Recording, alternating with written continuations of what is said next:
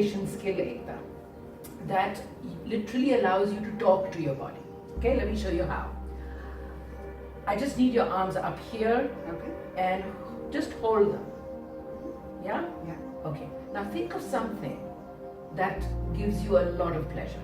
Close your eyes, think of it, and when you know that, let me know. Yeah? Yeah. Okay. Now let's test your muscle while you're thinking of that. Okay. Happiness memory, right? Yes. Okay, see what happens to your muscle? I'm pressing on it, it's strong. Yep. Okay? Yeah. Now think of something, or the last time that you were really angry. Or something that makes you very, very upset. My neighbor lying to me. Okay, whatever it is. Yeah. Close your eyes, think of it. Hear their voices, see the whole scene, and let's see what happens to your body.